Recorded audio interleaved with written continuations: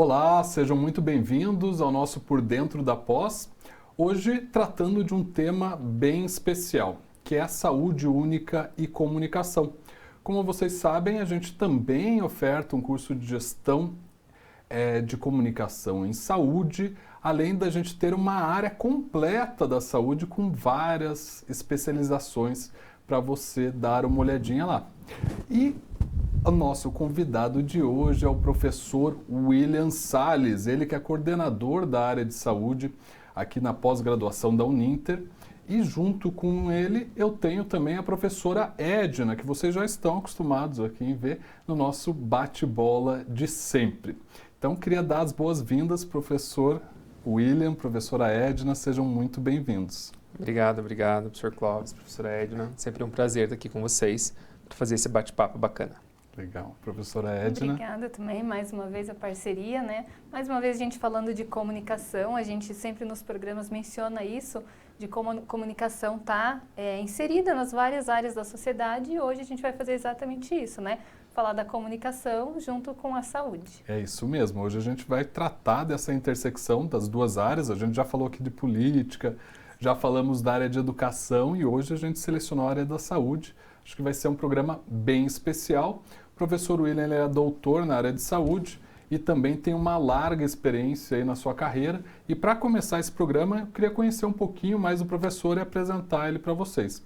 Então, professor William, eu queria saber como que foi essa trajetória até você entrar na saúde única, antes da gente falar do que é essa saúde única, mas como que foi essa trajetória? Porque eu sei que você tem casos interessantes aí até essa chegada na saúde única.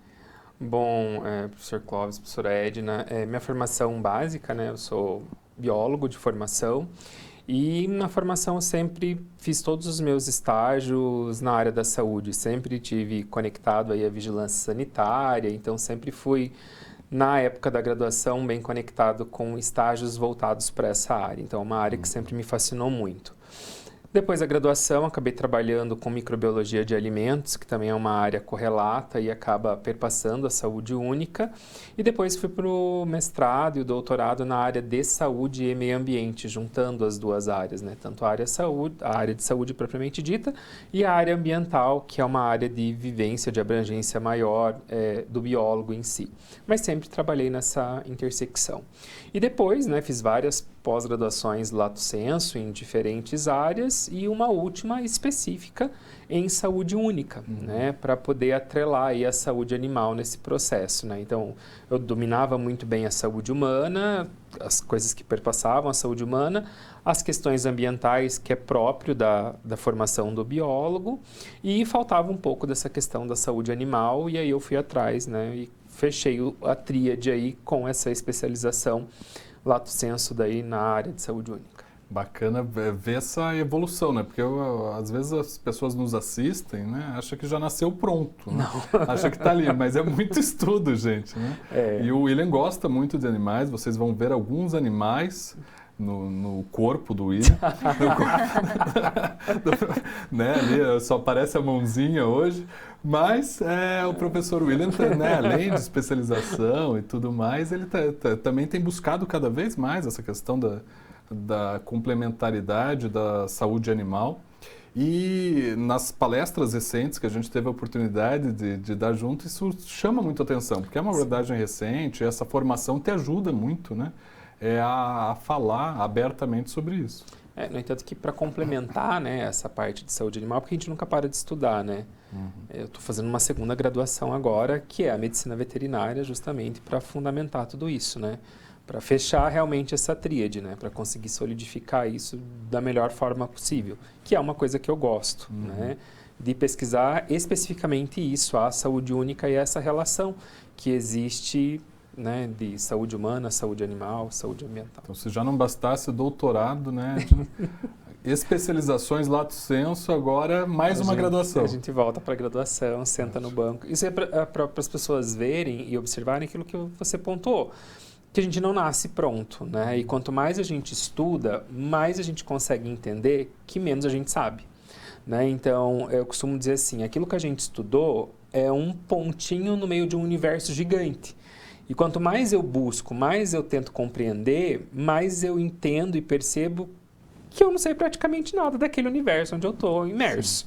Né? Eu consigo saber de uma coisa específica, mas tem outras coisas que perpassam por ali que vai despertando conhecimento. Né? E você precisa sentar, né, e estudar realmente. Né? E as pessoas, hoje em dia, elas querem tudo muito de forma imediata, elas não conseguem processar e entender que existe um caminho a ser percorrido. Né? Eu tinha uma professora no mestrado, Nelma Baldin, e ela fez toda a trajetória dela na faculdade de Coimbra.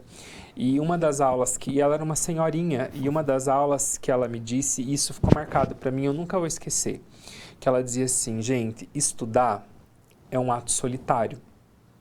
Estudar, sentar e estudar é solitário, é doloroso, porque dói o corpo, dói a bunda, dá cansaço, dá tristeza, porque você está sozinho.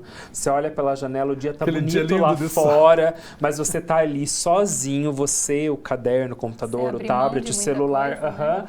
Você se nega a muita coisa olhando pela janela, tudo que está acontecendo lá fora, mas ela fez uma pausa e falou assim: mas o final é glorioso. E é justamente isso, né? Então a gente paga o preço por aquilo que a gente se submete a estudar, a fazer, para colher frutos lá na frente. Então não é assim da noite. As coisas não é lei da espontaneidade. Verdade. Não, e é legal o que você falou, que muitas vezes a gente tem que voltar lá na base, né? O professor William já tem doutorado, tudo, mas sentiu falta de uma base em determinado aspecto. Então volta lá na graduação, vamos fazer uma graduação. Então isso é bem legal para a formação, essa formação é dinâmica. E para a gente começar a falar então de saúde única com o professor William, eu queria que você definisse o que é a saúde única e por que ela tem sido tão falada hoje. Então, assim, a saúde única, ela começou a ser construída, né, há mais ou menos uns 60, 80 anos atrás, né? Só que ela é muito aplicada fora do país, né? Foi, na verdade, né? Os países de primeiro mundo, se a gente observar nos casos do Covid-19, grande parte deles saíram na frente e conseguiram resolver a situação muito rápido, porque já aplicavam a saúde única muito tempo antes da gente. Então, fora do Brasil, ela é conhecida como One Health, né? Então, eles já pensam assim, eles já pensam de forma única, pensando nessa interligação. Nós, no Brasil, com a chegada do Covid-19, todo o boom que isso aconteceu, a gente acordou para essa relação, né? De entender que a gente precisa pensar em saúde humana, saúde animal, saúde ambiental como uma coisa única, né? Então, sempre vai ser assim. Sempre. Quase como um guarda-chuva. Quase como o guarda-chuva da saúde única, isso mesmo. Então, sempre vai ser assim no sentido de doenças infecto-contagiosas, por exemplo. Sempre eu vou ter uma degradação ambiental. Essa degradação ambiental vai mexer ali naquele ambiente, naquele ecossistema, vai influenciar o comportamento desses animais, esses animais vão ficar doentes e a doença desses animais possivelmente vai passar para o ser humano. Então sempre vai acontecer isso. Então não adianta eu estudar só o meio ambiente, estudar só a saúde animal e depois só a saúde humana. Eu preciso interligar os três para criar políticas públicas, para criar metodologias para romper esse ciclo. Senão sempre a gente vai estar à mercê de novas pandemias surgindo por aí, né? Porque eu sempre, além dessas três, da tríade, né? Homem, animal e meio ambiente, eu tenho que lembrar que nós estamos num planeta Terra onde eu tenho as desigualdades sociais muito presentes e pessoas vivendo em vulnerabilidade constante. Então, e sempre vai ter, isso vai estar atrelado à vulnerabilidade social. As pessoas com vulnerabilidade social vivem em locais onde o ambiente está degradado, ela não tem água, esgoto, enfim, né, as questões básicas de higiene. Eu tenho animais ali convivendo com essas pessoas, tanto a fauna urbana quanto a fauna silvestre, né?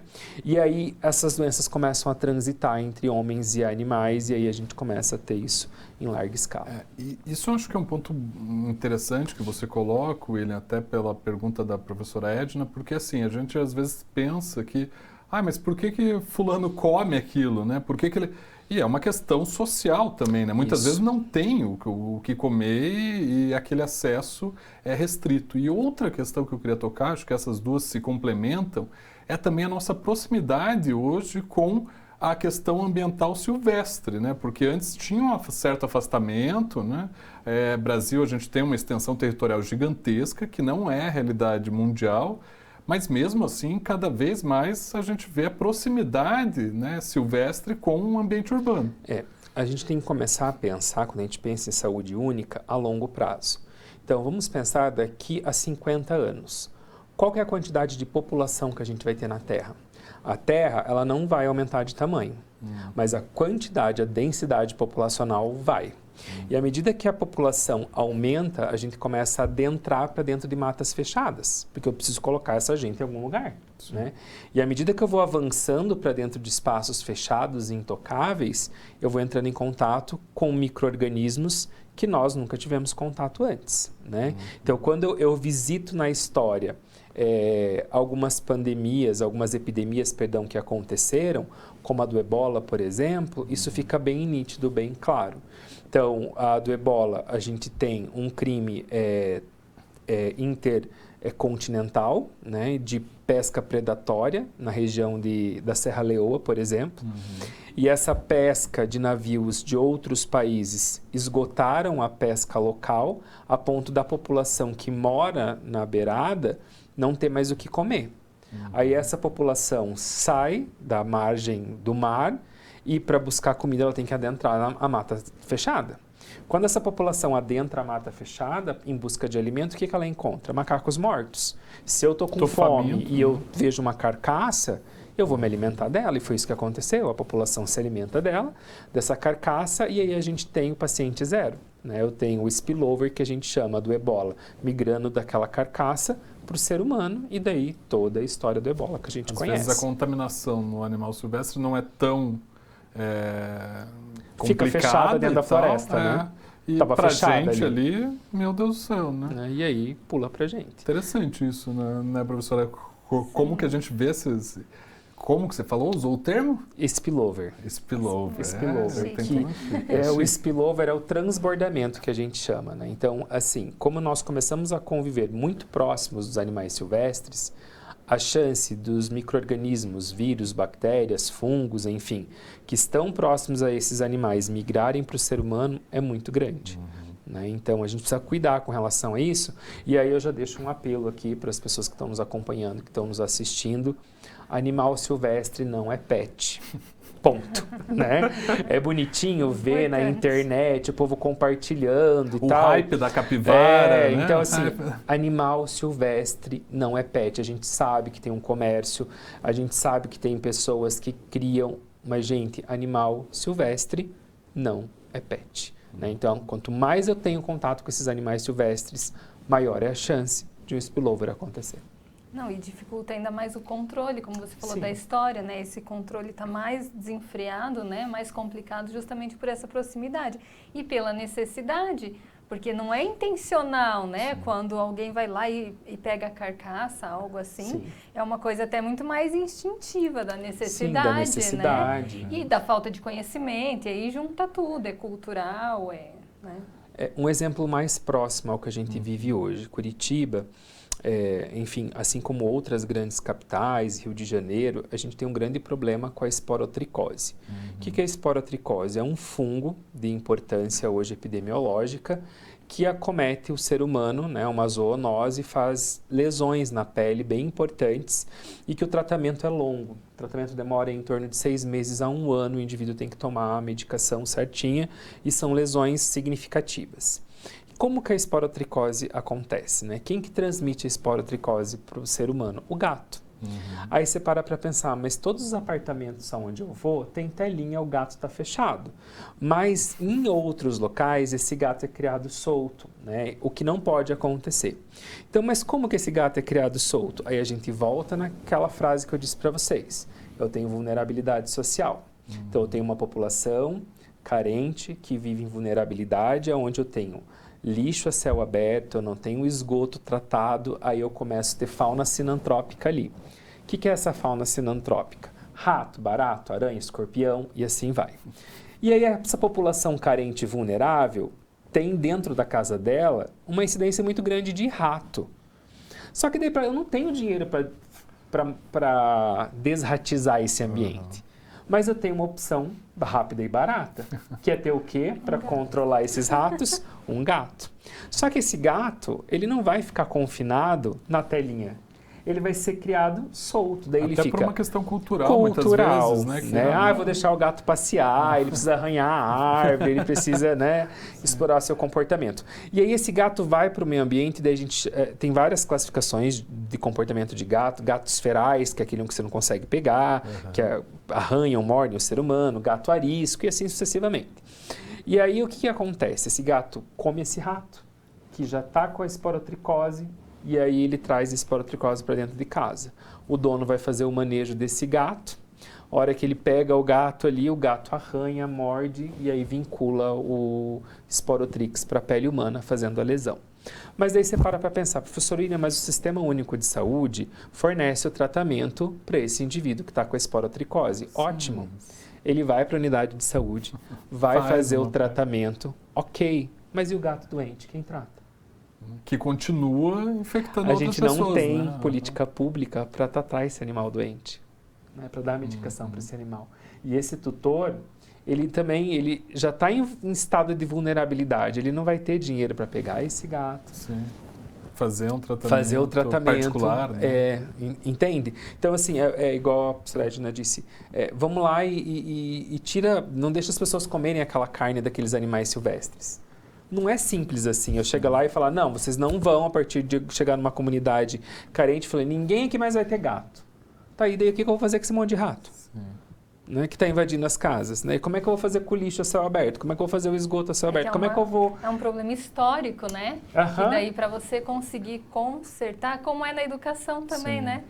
Vai levar muito tempo, porque foi uma coisa que veio se construindo durante anos, décadas. Né? E aí, pensando nessa questão da esporotricose, que é o que a gente vive, então eu vou lá e arrumo a saúde. Eu dou tratamento para o ser humano. E o resto? Não adianta eu tratar esse ser humano se o gato ainda continua doente, vai continuar vinculando a doença, e se esse gato ainda continua comendo o rato que está se alimentando lá do esgoto a céu aberto. Então eu tenho uma cadeia, né? Homem, meio ambiente, animal, homem. A tríade da saúde única. Então, se eu não pensar holisticamente no todo, eu nunca vou conseguir resolver esses problemas. Eu acho que o professor William cita esse caso super recente, né, que eu acho que é um dos maiores problemas que a gente tem, e também essa questão da saúde única em prática, né? Como que a gente consegue ligar essa tríade e puxando aqui para a área a importância da comunicação. Sim, com certeza. Nesse cenário, né? Porque se você não tiver uma comunicação efetiva, entendendo quais são as questões culturais daquela região, entendendo qual a melhor forma de eu transmitir essa mensagem, mas que ainda assim seja uma forma efetiva, a solução ela sempre vai ficar aquém, né? E a gente tem alguns casos interessantes na história já que remetem a essa questão da saúde única e comunicação, porque as duas, né, necessariamente têm que andar juntas.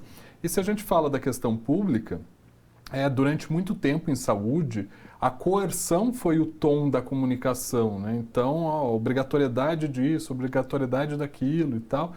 E muitas vezes o resultado ele não era tão efetivo mesmo com a coerção.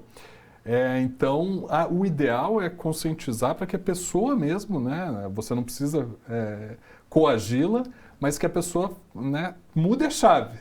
E fazer essa mudança de chave, ela não é tão simples assim, né? Ela não é tão simples porque grande parte da população não está vivendo sobre essas questões diretas de vulnerabilidade, né? Então, as pessoas não conseguem, muitas vezes, entender essa relação.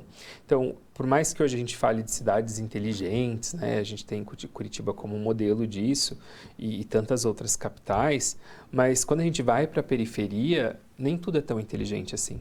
Né? A gente sabe que na periferia as cidades acabam crescendo de forma totalmente desordenada. Né? Não chega saneamento básico, enfim, a população vem e vai se montando ali da forma que dá, do jeito que dá, para tentar sobreviver. Né? E é justamente ali que às vezes está o nosso foco principal, porque é essa população que está mais próxima à mata fechada, é essa população que vai visualizar de primeira instância o que está acontecendo. Um outro exemplo claro disso foi a febre amarela, né? Então, a gente tem os animais sentinela, né? O que é um animal sentinela? É um animal que vai sinalizar ao ser humano que doenças importantes estão chegando até ele, né? Que, no caso da febre amarela, é um macaco, né? Então, o macaco é um animal sentinela. Então, quando eu tenho macacos morrendo próximo à área urbana, a morte desse animal me sinaliza o quê? Um sinal de alerta. Opa, se eu tenho macacos morrendo tão próximo assim, tenho doença chegando, né? E aí a população virou a chave inverso por uma comunicação inadequada. Daí o que a população começou a fazer? Vamos matar os macacos. Mas né?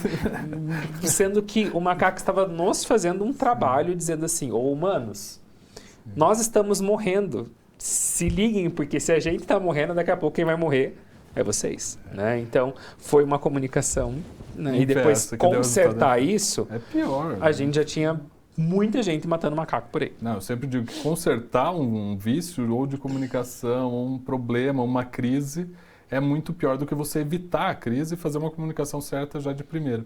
Mas a gente vai entender um pouco mais dessas questões da comunicação, da saúde, como que a gente pode trabalhar e fazer o planejamento depois do intervalo. Fica com a gente.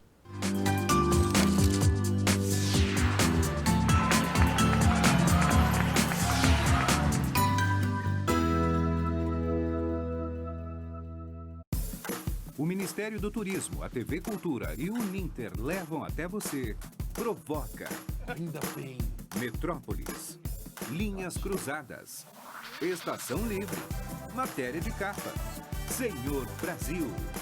Repórter Eco. Opinião. Planeta Terra. E Quintal da Cultura. É muito legal. Aqui tem dramaturgia, sustentabilidade, documentários,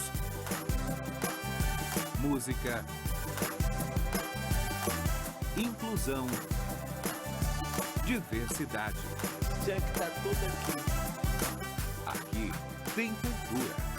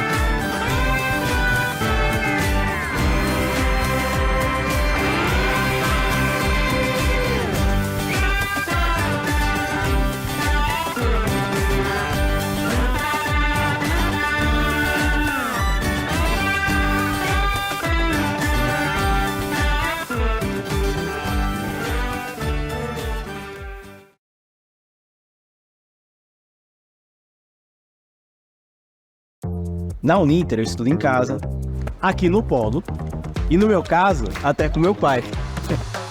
Faça a graduação à distância com até 70% de desconto nas mensalidades. Inscreva-se já! Uninter.com.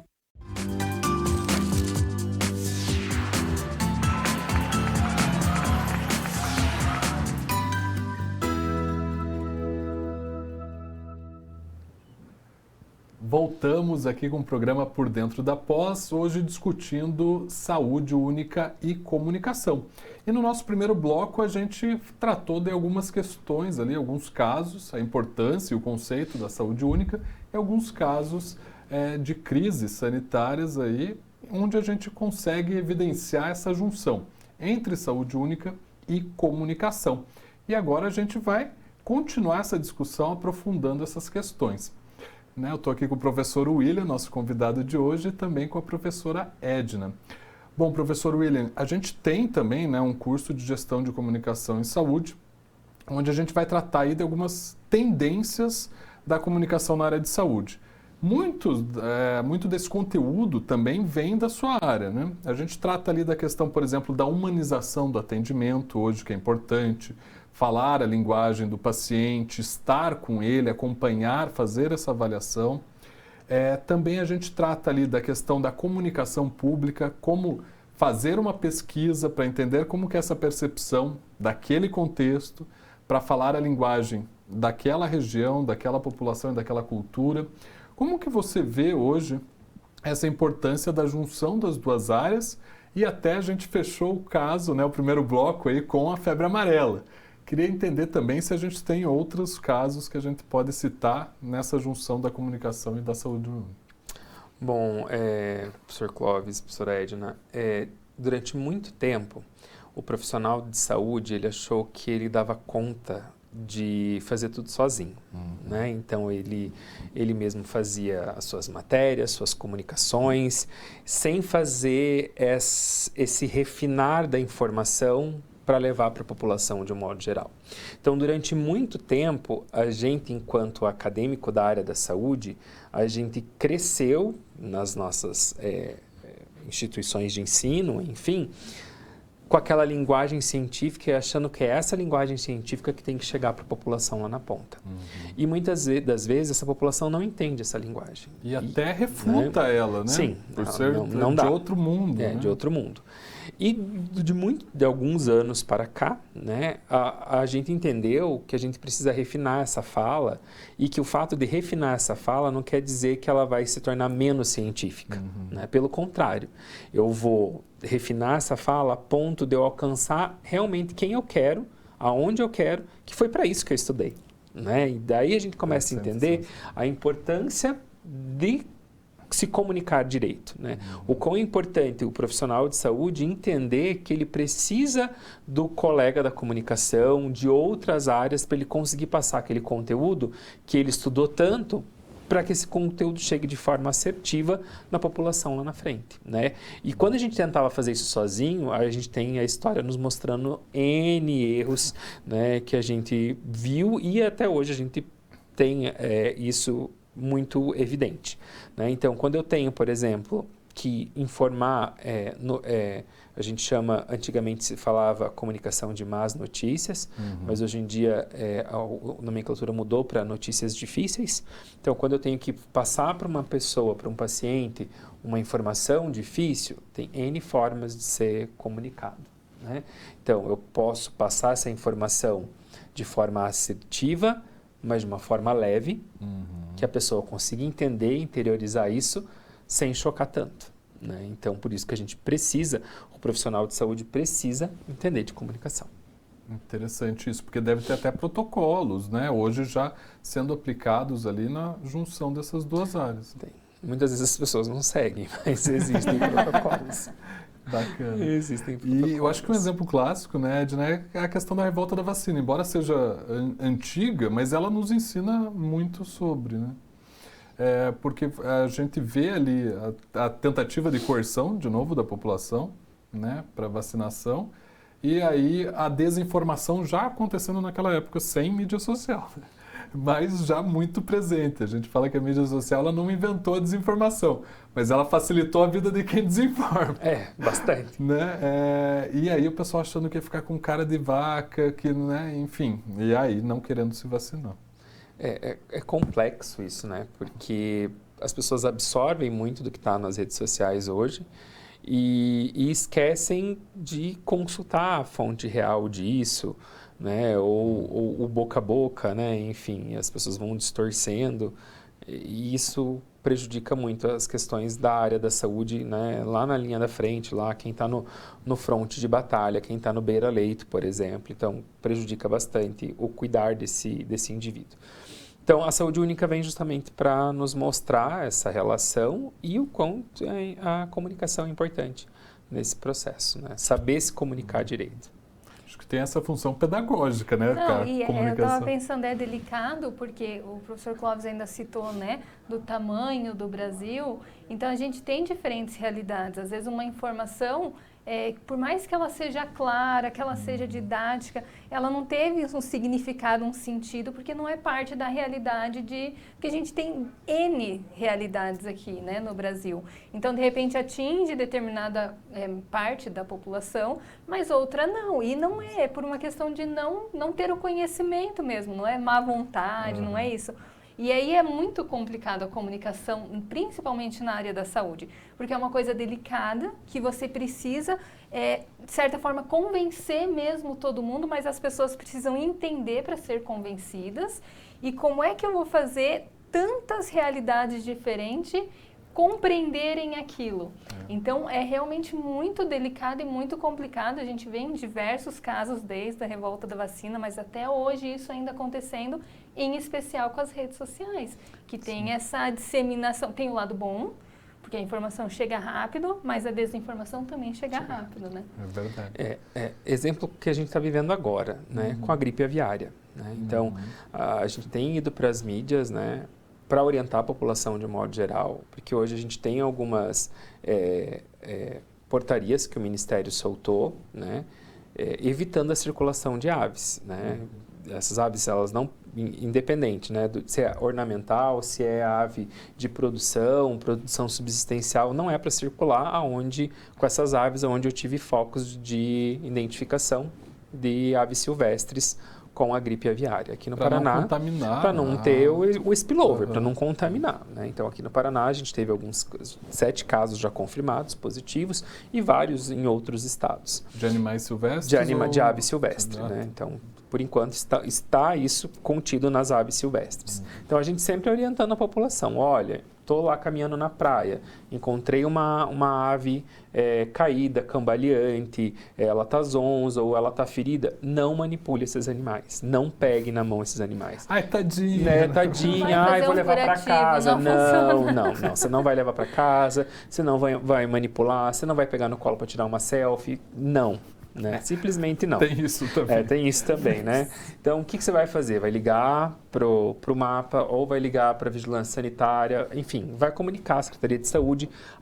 Eles vão enviar um profissional adequado lá para fazer a coleta desse animal, para fazer a coleta dessa carcaça e para fazer a análise. E daí, quando a gente diz assim para a população, não é para circular com essas aves, daí vem essa questão de coerção, né?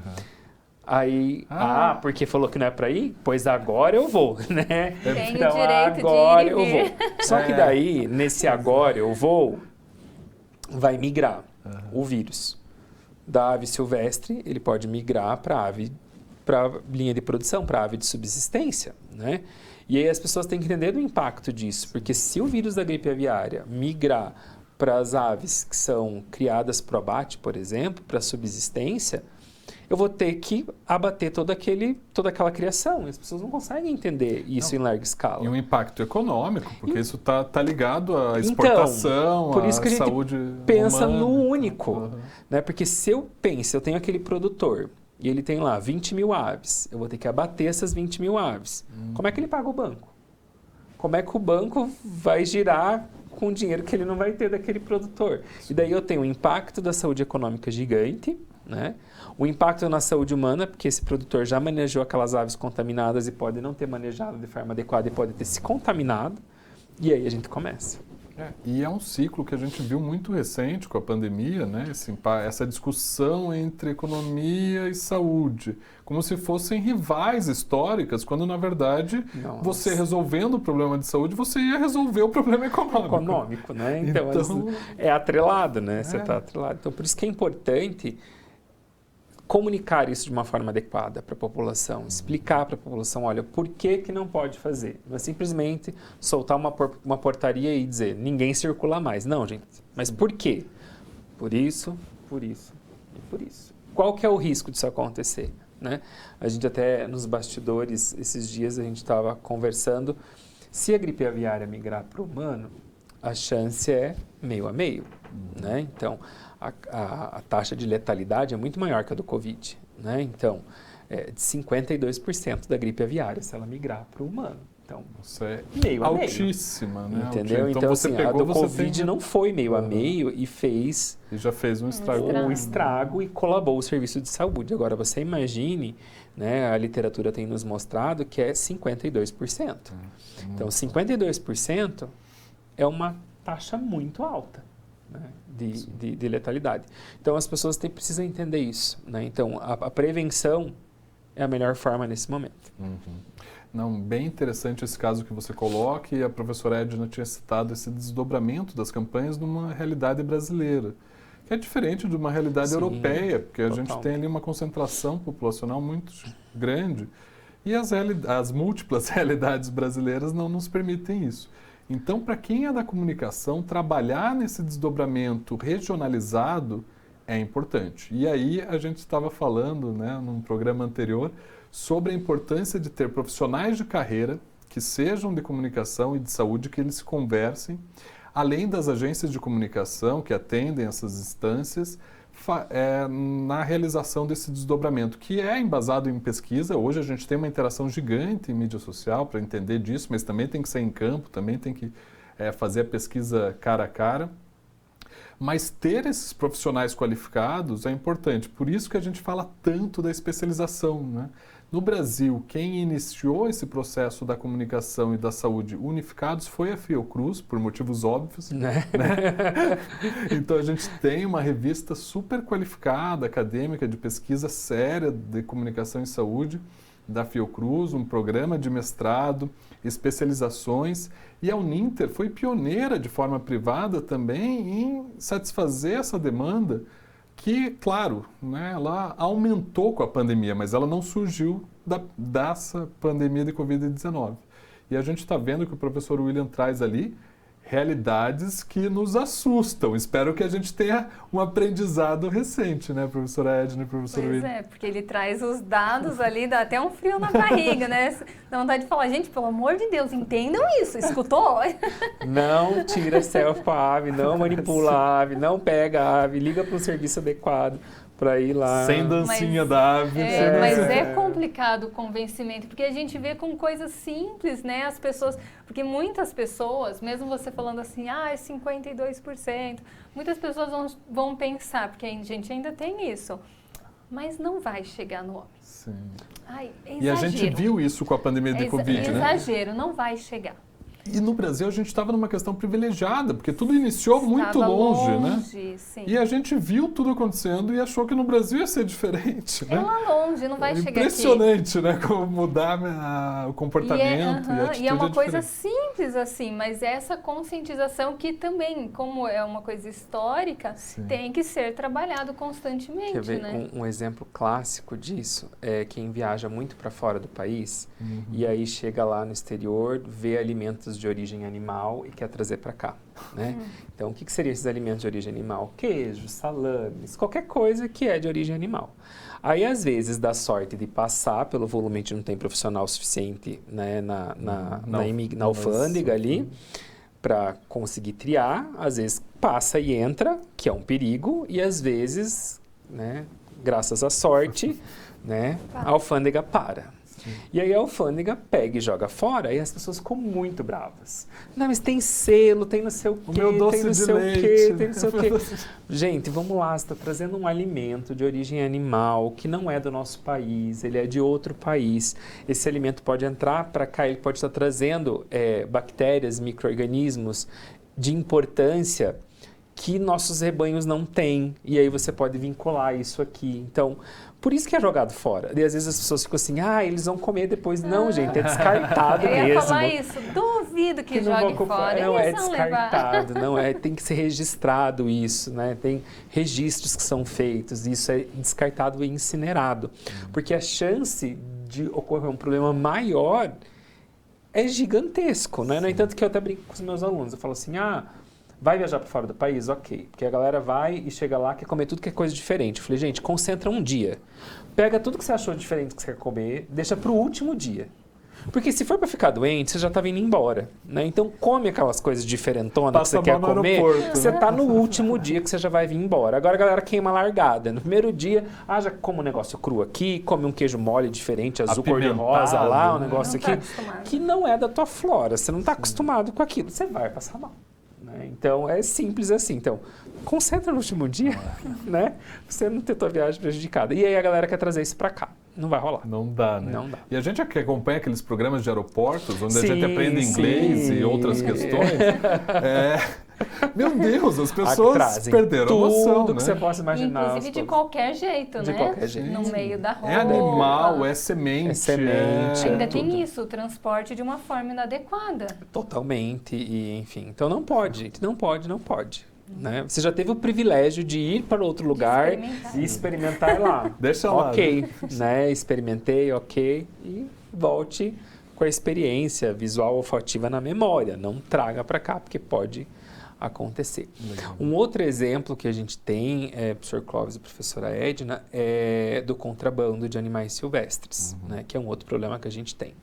Então, a gente teve um caso, há uns anos atrás, de 42 cabras que entraram no nosso território, né? Contrabandeadas não lembro se foi da Indonésia, enfim, foi de um outro lugar, né? E essas cabras entraram e elas foram apreendidas por uma denúncia para o IBAMA, porque elas adentraram e estavam sendo criadas para caça ilegal. E aí eu pergunto para vocês, né? Vejam só, que as pessoas não conseguem pensar. Tantos animais vivos de um outro país entrou clandestinamente no Brasil, a sanidade desses animais não foi averiguada, colocou todo o rebanho de todos os animais do Brasil em risco e esses animais estavam sendo, né, caçados, né? E aí eu pergunto, como é que você passa por um porto com 42 cabras Sem ninguém ver, sem né? ninguém ver? Como é que você circula pelas rodovias? Uma já seria difícil, Como é que você 42. circula pelas rodovias, né, interestaduais e ninguém viu? Entende? O risco. Então, assim, a gente começa a levantar isso, são coisas que estão tudo embaixo de um grande tapete. E aí, isso uma hora vai estourar e quem vai ser prejudicado é a própria população, né? Não, e num ecossistema totalmente diferente do originário, né? Então, as várias camadas que a gente tem aí, como o professor William colocou, social, a questão ambiental, de saúde humana, então, tudo isso torna o assunto ainda mais interessante. Mas o nosso tempo também é limitado, professor William. Eu adorei a conversa, né, com a professora Edna e contigo. Acho que assim, a gente fez um bate-bola bem bacana e eu queria deixar uma finalização aí para você, então, professor. Tá, então mais um caso. Claro, né? Nosso correio pegou ano passado algumas aranhas de espécies que não são do Brasil, algumas com até uma taxa de veneno bem agressiva, né? E elas ainda estavam vivas. Então foi mandada pelo correio, o nosso correio conseguiu pegar. E aí as pessoas não conseguem pensar que se essa aranha, né, escapa no nosso território, ela não tem predador. E nós não temos antídoto contra o veneno. Entende o impacto disso? As pessoas não conseguem parar para pensar, né? E o correio conseguiu pegar, né? Então se isso escapa, tipo, cara, mas é um inseto, é uma aranha que vai se reproduzir, que de repente ela pode, né, se reproduzir com uma aranha local e daí migerar outras espécies, não sei o que isso pode acontecer. Causa um desequilíbrio, né? E é um animal extremamente peçonhento. Sim. Entende? Meu O que as Deus. pessoas fazem? Né? Então você precisa pensar único nessa hora, não tem o que fazer. Bacana. William, obrigado de novo Eu que agradeço. pela participação. Estamos Foi sempre super aí. interessante. E professora Edna, contigo. Não, eu que agradeço também, adorei as dicas. Vou sair com um pouco de medo hoje, ok? Mas vou sair sacudindo todo mundo na rua. Olha! Álcool Não. gel. Animal silvestre não é pet. Mas é muito bacana, assim, trazer essas informações para tentar conscientizar um pouquinho, né? O que a gente falou. Sim, sim. De pouquinho em pouquinho a gente consegue tentar mudar alguma coisa também. Bacana. E por isso que a gente usa tanto também a pasta da educação nesse momento de conscientização, né? Porque as crianças são ali porta-vozes interessantes para a gente usar e desde cedo já entender a importância da saúde única e a importância da comunicação na solução dessas crises sanitárias que a gente tem e que, pelo jeito que o professor William coloca, serão recorrentes cada vez mais, né, professor? A quantidade de gente cresce. E os problemas vêm também. junto. É mais ou menos isso. Então, eu queria agradecer novamente, professor William, professora Edna, e você que está assistindo também pode acompanhar esse e outros assuntos no nosso perfil no Instagram, @pós-unintercomunicação, e acessar a nossa página uninter.com e conhecer essa e outras especializações que a gente tem lá, tanto na área de saúde quanto na área de comunicação. Um abraço e até o próximo programa Por Dentro da Pós.